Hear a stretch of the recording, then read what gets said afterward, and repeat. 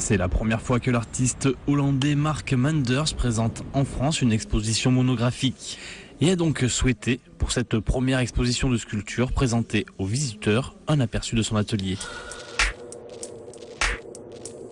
Le visiteur qui rentre dans l'exposition, d'une certaine façon, se trouve lancé dans son univers, là où il travaille avec des outils, des matériaux, de la poussière au sol même, des ébauches aussi de sculptures qu'on va retrouver dans le parcours de l'exposition.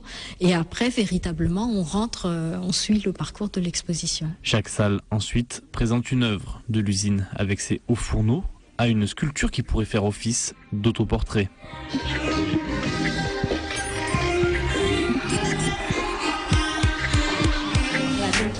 On arrive à la dernière salle qui est donc on a eu tout ce parcours avec des œuvres comme ça très très fortes, très quand même assez centrales, présentes, monumentales.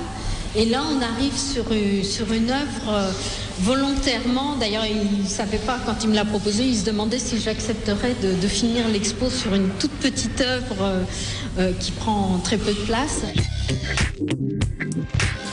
Quand il tient sa tasse de café, souvent il est assis et donc la tasse de café est au-dessus de la cuisse.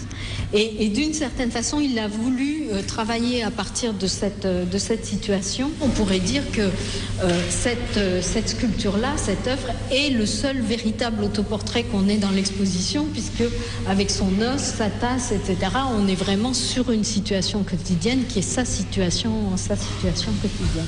Les œuvres de Mark Manders sont visibles jusqu'au 13 mai. Ensuite, Carré d'Art accueillera l'artiste Vera Luther dès le mois de juin.